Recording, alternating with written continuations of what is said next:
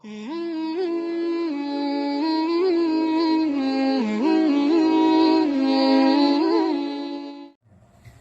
yang saya hormati, yang saya cintai jajaran aparatur sipil negara ASN, baik Bapak Kepala Desa, Babinsa, Babin Kamtibmas, semuanya beserta perangkat-perangkatnya, tokoh masyarakat, tokoh agama, para ustadz, para kiai, para guru ngaji, muslimin, muslimat, adik-adik remaja, semua yang dimuliakan oleh Allah dan dibanggakan oleh baginda Nabi Muhammad SAW. Wa nahusu bidzikri sahibul bait, sahibul manzil, yaitu Bapak Sis beserta keluarga. Mudah-mudahan beliau diberikan panjang umur, sehat walafiat, dan semua yang hadir di sini semuanya diberikan panjang umur, sehat walafiat, diangkat derajatnya oleh Allah, dimuliakan oleh Allah, dan diberikan nikmat dunia dan akhirat. Amin. Amin. Allahumma amin. Amin. Alhamdulillah, malam hari ini kita akan memberikan satu kalam salaf, yaitu apa yang dibicarakan oleh orang-orang selampau yang terdahulu. Tapi pakai bahasa Jawa, Madura, campur ya, bahasa Indonesia enak ya. Di dalam memberikan amanat wejangan mereka, bagaimana ada tata cara mendidik anak. Adibu auladukum ila salasa, didiklah anak-anak kalian atas 3 dasar. Yang pertama, yuhibbullah, cinta kepada Allah.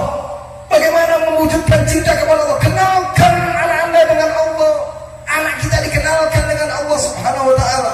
Dididik anak, beritahu Allah Tuhan kita, Allah yang maha mencipta, Allah tidak beranak, Allah tidak diberanakkan. Ini semua kullu hadza, semuanya ini semuanya ciptaan Allah. Semua yang ada di dunia ini semuanya ciptaan Allah. Kenalkan siapa Allah itu, sang Khalik, sang pencipta. Dikenalkan bagaimana sifat-sifatnya Allah. Allah itu wujud, idam, baqa, mukhalafatul khalis. Dikenalkan bagaimana nama-nama Allah di dalam Asmaul Husna. Allah Rahmanur Rahim, Al-Malikul Quddus Salam, Al-Mu'min, Muhaimin. Itu Allah maha segalanya. Tidak ada yang berhak melebihi daripada Allah Subhanahu wa ta'ala.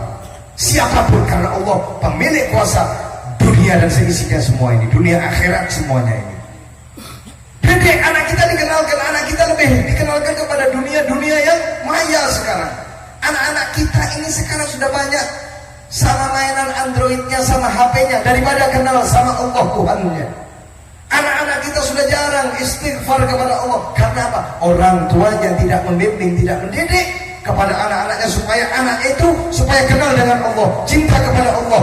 Mulai orang tuanya mereka, orang sepunya ini mulai mengajarkan kepada anaknya, dikenalkan Allah Rabbnya, Allah Tuhannya, supaya tahu, supaya panjenengan semuanya jadi orang yang beruntung. Bapak Ibu, kalau sampai hidup jangan jadi orang yang rugi, tidak bisa mendidik anak. Karena anak, sebab sampean tidak bisa mendidik, Anda akan terjerumus ke lubang nerakanya Allah Subhanahu wa ta'ala. Jika Anda pandai mendidik anak di jalannya Allah, kenal dengan Allah, selamat jasad Anda daripada api neraka. Karena sebab anak yang dididik bisa mendoakan kepada kedua orang tuanya. Ingat ya, yang pertama apa? Cinta kepada Allah. Wa yuhibbur Rasul, cinta kepada baginda Nabi Muhammad.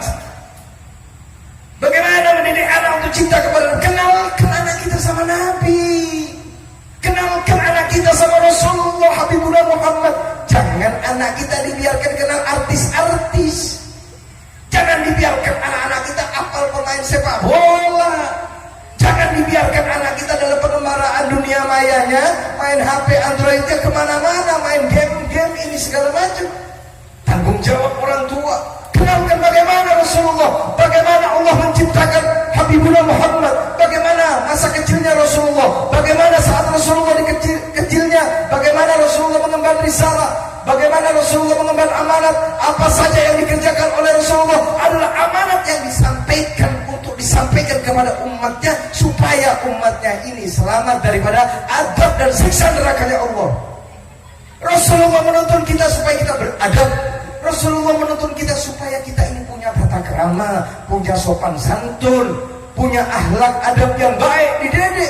Mulai dengan sunnah-sunnah Nabi dikenalkan. Artinya apa? Hidupkan Rasulullah di setiap rumah kita semuanya. Ada baginda Nabi Muhammad di rumah kita. Hidupkan apa? Dengan mengikuti sunnah-sunnah. Dimulai dari sunnah yang kecil.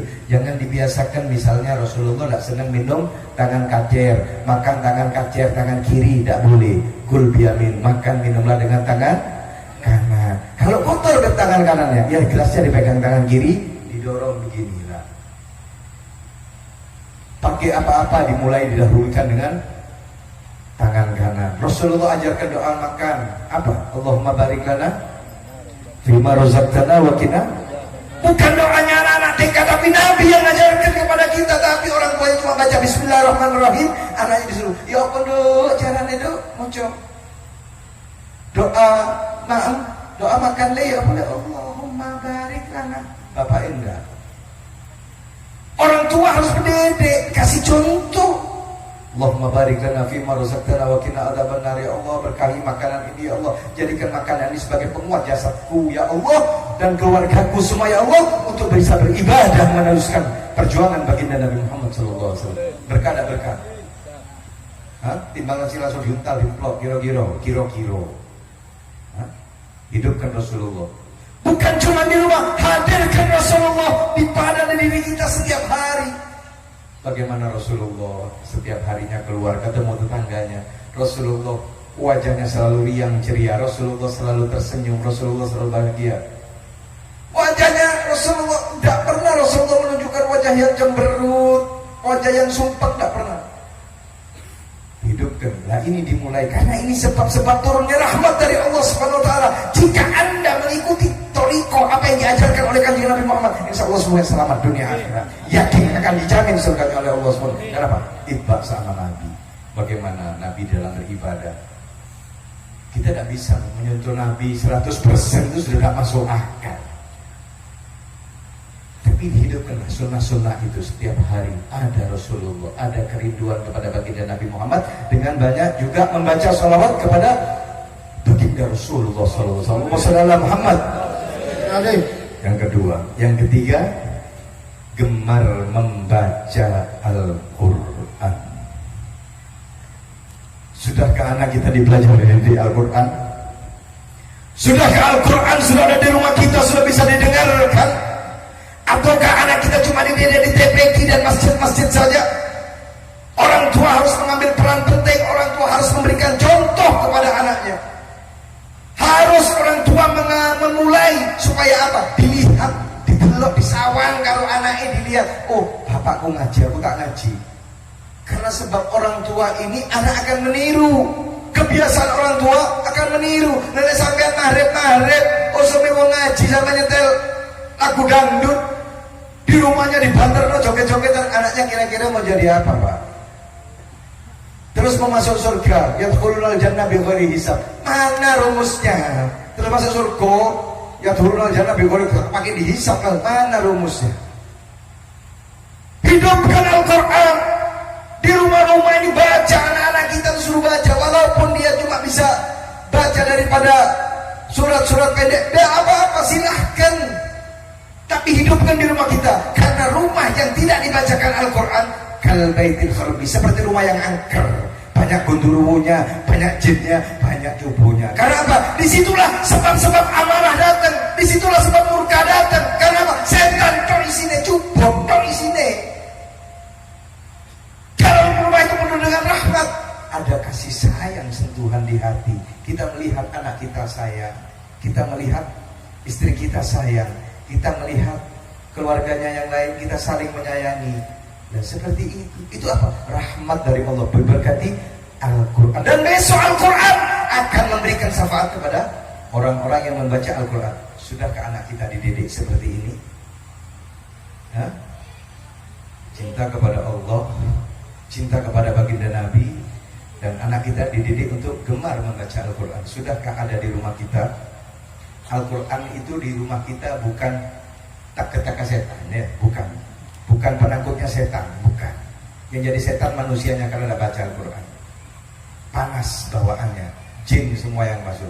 Tapi rumah yang dibacakan Al-Quran, orang yang baca Al-Quran senantiasa diberikan rahmat oleh Allah Subhanahu wa taala.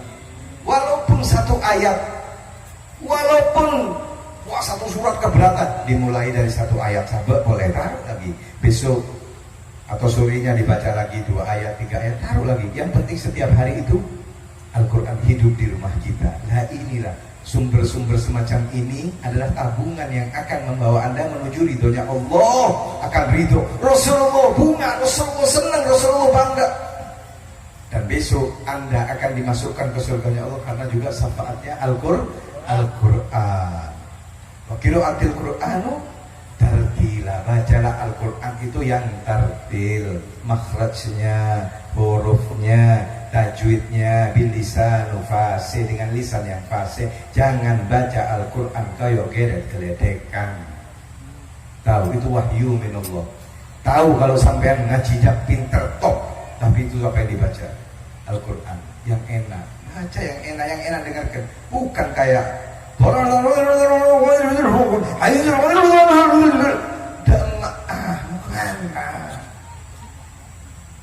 sudah baca yang tartil, baca yang enak, yang dengarkan juga enak. Kalau kayak gerak-gerakan, gerak-gerakan, apa yang mau didengarkan? Ada orang yang dapat barokahnya Al-Qur'an, ada yang dilaknat sama Al-Qur'an.